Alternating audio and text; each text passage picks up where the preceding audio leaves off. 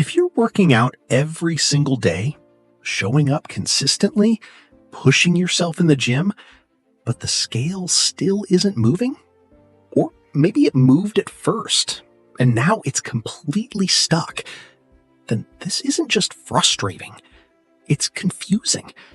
Because from the outside, it looks like you're doing everything right. You're exercising, you're eating less, you're trying to stay disciplined. So why isn't it working? The truth is, this isn't a motivation problem.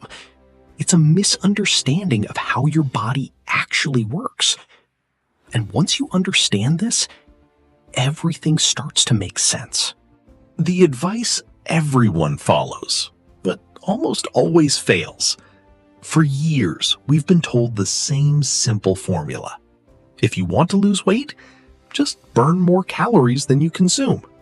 Eat less, move more. It sounds logical, and to be fair, it does work at the beginning. You start eating less. You increase your activity. The scale drops. You feel motivated. You feel like you finally figured it out. But then something changes. The progress slows down. Then it stalls completely. And in many cases, the weight starts coming back. And that's the moment where most people start blaming themselves. They think, I need more discipline. I need to push harder. I just need to be more consistent. So they double down. They eat even less. They train even harder. But the results don't improve. Sometimes they get worse. The problem isn't you. It's the system. The idea of calories in versus calories out is not wrong, but it is incomplete. It treats your body like a simple equation. But your body is not a machine that just follows numbers. It's a survival system. And when you start cutting calories aggressively, your body doesn't understand that you're trying to lose weight. It interprets that as a threat. It thinks there's not enough food available. And when that happens, your body goes into protection mode. What your body does when you diet. At the beginning, yes, you lose weight. Some of it is fat, but some of it is also muscle. And then your body starts adapting. Your metabolism begins to slow down. Your body becomes more efficient with energy. You burn fewer calories doing the exact same activities. You start to feel more tired, more sluggish, less motivated to move. Even going to the gym feels harder than it used to. At the same time, your body reduces the rate at which it burns fat. Because from its perspective, fat is fuel that needs to be preserved. So now you're stuck in a situation where you're doing the same workouts, eating the same amount of food, but your body is burning less energy. That's why progress stops.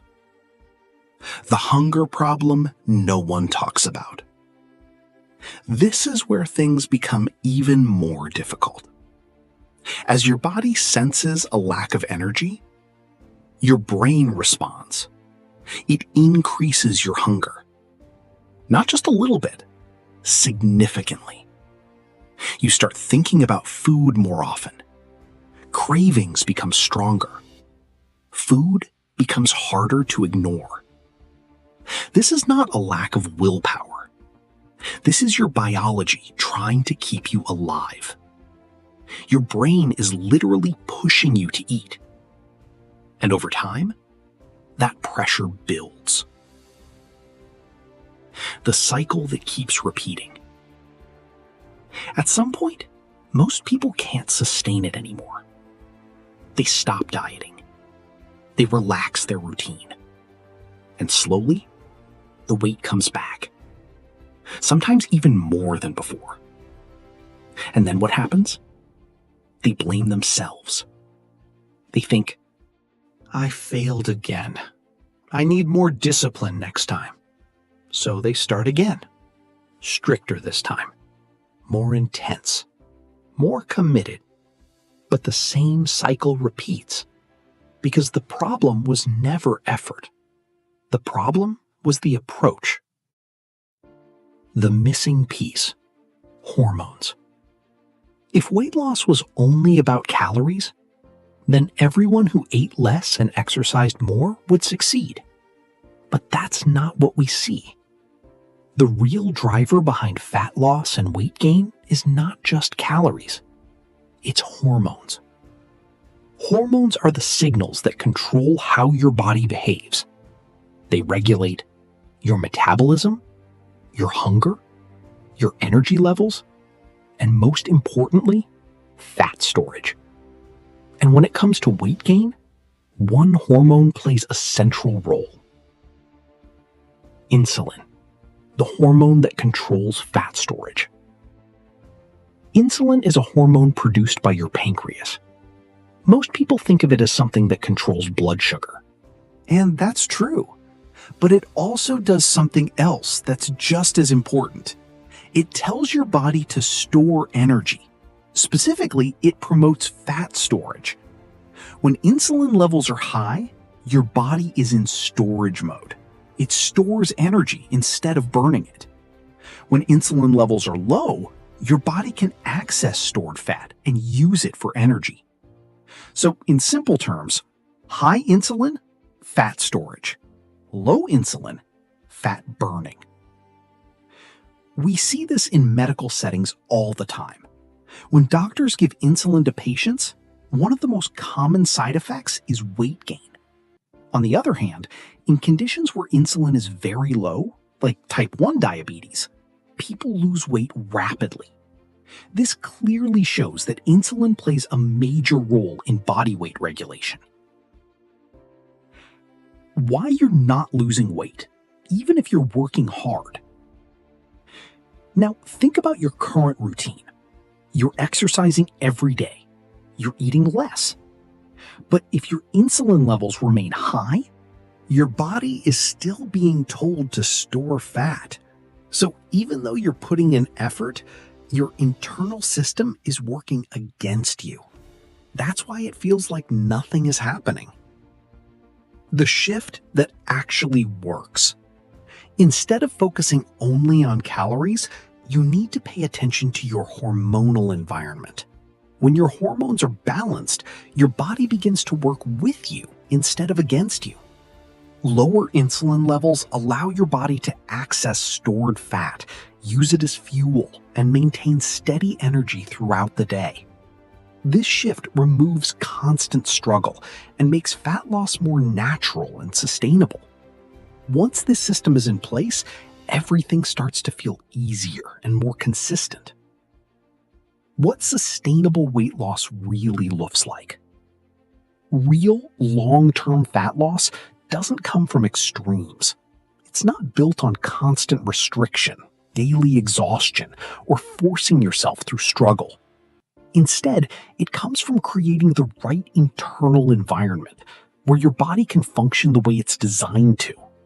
A place where hunger feels manageable, energy stays consistent, and fat loss happens naturally over time. This is what true sustainability looks like. Not short-term results, but a system you can maintain without burning out or starting over again. What happens when you fix the real problem? When you shift your focus from just calories to hormones, several things begin to change. You don't feel as hungry all the time. You don't think about food constantly. Your energy becomes more stable throughout the day. And most importantly, fat loss becomes consistent. Not fast and temporary, but steady and lasting. The truth most people never hear. Most people think they're failing. They blame themselves, believing they lack discipline or consistency. But the truth is, they were never given the full picture. They were taught to focus only on calories, eat less, move more, without understanding how the body actually works.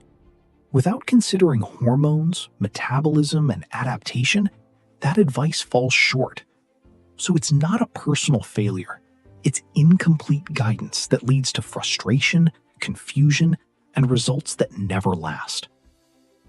If you've been working out every day, eating less, and doing your best to stay consistent, but still not losing weight, now you understand why. It's not because you're lazy, and it's not because you lack discipline. Your body is simply doing what it was designed to do: protect you from losing energy.